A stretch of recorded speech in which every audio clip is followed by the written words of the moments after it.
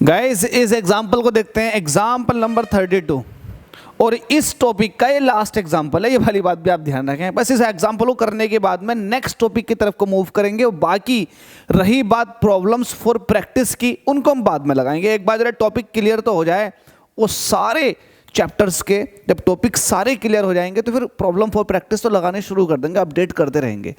जरा इस क्वेश्चन को ध्यान से देखो। अब मेटल प्लेट, देखो ये एक मेटल की प्लेट है, ये ऑफ एरिया, देखो एरिया भी दिया हुआ है इसका 0.10 metre square is connected to a 0.01 kilogram, देखो इससे कनेक्ट है, mass via string that passes over an ideal pulley. ये जो मास है ना, मास स्ट्रिंग के थ्रू जुड़ा हुआ है और ये स्ट्रिंग जो है एक पुली से पास होती हुई गई है। ठीक है, कोई दिक्कत नहीं है। अब इसमें ये कंसीडर करना है कि मासलेस और फ्रिक्शनलेस है ये पुली। आइडियल का मतलब वही होता है कि मासलेस और फ्रिक्शनलेस। ठीक है भाई, आगे देखिएगा जैसे कि फिगर में दिखाया हुआ है, बिल्कुल ठीक है। यहां तक तो कुछ नहीं था इस क्वेश्चन के अंदर, लैंग्वेज बढ़ाई गई थी। अब यहां से बात चालू हो जाती है। A liquid with a film thickness of 0.3 mm। अब देखो ये जो है यहां पर भरा हुआ, ये है लिक्विड, ये लिक्विड है, लिक्विड की ये फिल्म है। अब ये फिल्म की थिकनेस जो होती है उसको आप dx कहते हो। तो यहाँ पर सॉल्यूशन लिखेंगे और ये देखेंगे कि आपको क्या मिला है। गिवन दैट आपको सबसे पहले थिकनेस मिल गई, मतलब dx की वैल्यू मिल गई। कितनी है थिकनेस? 0.3 mm, तो इसको लिखेंगे 0.3 mm। mm को मीटर में कन्वर्ट करने के लिए आपको पता है 10⁻³ से मल्टीप्लाई, अब ये मीटर में कन्वर्ट हो गई। थिकनेस आपको मिल गई, पहली बात। आगे देखिएगा, इस placed between the plate and the table. ये जो वाटर की थिकनेस जो आपके सामने आई है लेयर, ये टेबल, ये है टेबल, टेबल और प्लेट के बीच में है, कोई दिक्कत नहीं है तो होने दो। हमसे कह रहा when release the plate moves to right with a constant speed of इतने मीटर पर सेकंड। जब हम इसको रिलीज करते हैं, ये वजन जो है नीचे को जाएगा, नीचे जाने की वजह से ये प्लेट जो है खिसकना शुरू कर देगी। अब ये जो प्लेट खिसकी है वो इस वेलोसिटी से खिसकी है। सीधी सी बात है, आपको पता है F इक्वल टू होता है ईटा ए dv/dx। तो आपको जब इस टॉपिक के न्यूमेरिकल लगाने हैं तो आप ये सोचिएगा कि इसमें से क्या क्या आपको दिया हुआ है। देखो आपको dx मिल गया, अब आपको वेलोसिटी से मतलब है, तो वेलोसिटी भी बाय द वे यहां पर दे दी, तो dv की वैल्यू आपको गिवन है। dv कितना है? 0.085 मीटर पर सेकंड। ठीक है, ये दोनों चीजें मिल गई। अब आपका नंबर आता है ईटा का और एरिया का। एरिया आपको पहले से ही गिवन था इस प्लेट का। कितना है एरिया? जल्दी से बता। एरिया है 0.10 मीटर स्क्वायर।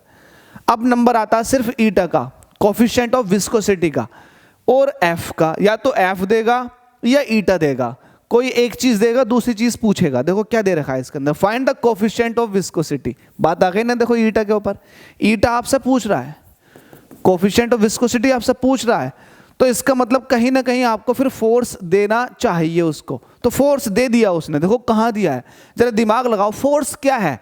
फोर्स वो है जो उस प्लेट को खींच रहा होगा, मतलब इस प्लेट को खींचने वाला ही तो फोर्स है। अब मुझे एक बात बताओ, ये वजन है, बॉल है, इसका अपना कुछ वेट है।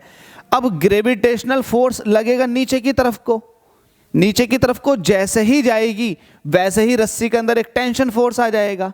अब ये टेंशन फोर्स ही तो होगा जो इसको खींचेगा, तो अल्टीमेटली आपको फोर्स मिल गया, एफ ये मिल गया, ये टेंशन फोर्स के बराबर है। और टेंशन जो है वो mg के बराबर होगी, क्योंकि इसका मास है तो ग्रेविटेशनल पुल नीचे की तरफ को लग रहा होगा, तो mg जो है वो आपको मिल गया। अल्टीमेटली आपको F मिल गया और आपसे पूछा है ईटा, कोफिशिएंट ऑफ विस्कोसिटी, और आपको पता है फॉर्मूला लगा देंगे हम ये वाला, तो आपको क्लियर हो गया। लिखेंगे सॉल्यूशन, सॉल्यूशन आप लिख चुके हैं, आप डायरेक्ट लिखो। क्या लिखोगे भाई? कलर चेंज कर लेते हैं, आप कहोगे हेयर, डायरेक्ट कहो। जो फोर्स है वो टेंशन के बराबर है और टेंशन जो है वो mg के बराबर है। बताओ मास कितना दे रखा इस बॉल का? 0.01। जी कितना होता है? 9.8। वैसे कैलकुलेशन इजी करने के लिए आप 10 रख सकते हैं यहाँ पर, ठीक है, तो ये आप ऐसे ही रहने दीजिएगा। 9.8 इंटू 10⁻⁻2 न्यूटन ये फोर्स आपके पास है, तो लगा देंगे। वी नो दैट, हम एक बात जानते हैं, एक फॉर्मूला है हमारे पास न्यूटन्स लॉ ऑफ विस्कोसिटी का, F is equal to eta A D upon D X. आपको क्या चाहिए, ईटा चाहिए, तो ईटा को आप वहीं रोको, तो eta is equal to F की मल्टीप्लाई में चला जाएगा डी एक्स और ए डी वी नीचे रह जाएगा। क्लियर है, बिल्कुल क्लियर है। अब सबकी वैल्यू रख दो। एफ आपके पास कितना आया 9.8 इंटू 10 की पावर माइनस के 2। डी एक्स की वैल्यू कितनी है आपके पास, डी एक्स की वैल्यू ये है 0.3 इंटू 10 की पावर माइनस के 3।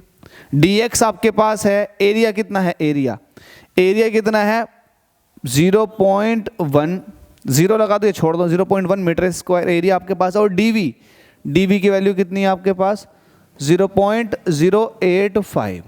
जरा इसको कैलकुलेट कर लेते हैं, यहाँ से ही मिटा देते हैं, इसको कैलकुलेट कर लो और आंसर देखो भाई। कैलकुलेशन कैसे करेंगे, पॉइंट के बाद एक डिजिट है, पॉइंट के बाद एक डिजिट है, तो पॉइंट से पॉइंट खत्म। यहाँ पर पॉइंट के बाद 3 डिजिट है, पॉइंट हटाएंगे तो ऊपर 10 की पावर 3 से मल्टीप्लाई हो जाएगी। ये 10 की पावर 3, ये 10 की पावर माइनस 3 को फिनिश कर देगी। तो वैल्यू कितनी बची है आपके पास, जरा बताएं। ईटा इज इक्वल टू, यहाँ बचा 9.8 इंटू 10 की पावर माइनस 2, ये बचा, ये 3 बचा, सिर्फ 3 बचा, और नीचे क्या बचा जल्दी से बताएं। ये 1 है, 1 का कोई रोल नहीं है, सिर्फ 85 बचा, मतलब 85। ठीक है, ये बचा। इसको सॉल्व कर लो और आंसर लिख दो। सॉल्व करो इसको, छोटी सी कैलकुलेशन को, और आंसर लिख दो। देखो मैं कैलकुलेशन सिखाता हूँ। 98 की 3 से मल्टीप्लाई करो, 98 के 3 से मल्टीप्लाई करो, 9 27 2 70 तो 1 हो गए, और 8 24 24 ही हो गए, 4 ये 9 294 तो ऊपर हो गए मल्टीप्लाई करके। तो 294 का मतलब ये है 29.4, तो 294 ही लिखो ऊपर, पॉइंट हटा देंगे 10 की पावर माइनस 3 हो जाएगा, कोई दिक्कत नहीं है। 85 ऐसे रहेगा। अब 294 को 85 से डिवाइड करो, करो जल्दी से फटाफट। 294 को 85 से डिवाइड, तो यहाँ लिखोगा आप 294, इसको आपको डिवाइड करना है 85 से। तो देखो 8 दूनी 16, 8 तिया 24, 3 बार चला जाएगा। 8 तिया 24, 8 तिया 24 240 तो 1 हो गए, और 5 तिया 15 1 हो गए, तो ये हो गए 255। 255 सब्ट्रैक्ट करोगे तो यहाँ बचेंगे 9, और यहाँ बचा 8, 8 में से 5 निकालोगे तो 8 में से 5 निकालोगे तो 3 बचेगा। ठीक है, और ये बस 39 आपके पास नहीं जाएगा, पॉइंट लगा दो, 0 बढ़ जाएगा। 8 ते 24, 8 चौके 32, तो 3.4 वैल्यू आ गई। It is equal to 3.4 into 10 की पावर माइनस 3। ये वैल्यू आ चुकी है कोफिशिएंट ऑफ विस्कोसिटी की। उम्मीद करता हूँ समझ में आ गया होगा। इसका यूनिट क्या होता है, पास्कल सेकेंड। बस खत्म, यूनिट भी आपने लिख दिया पास्कल सेकेंड। इसको यहाँ से ख़त्म कर दो।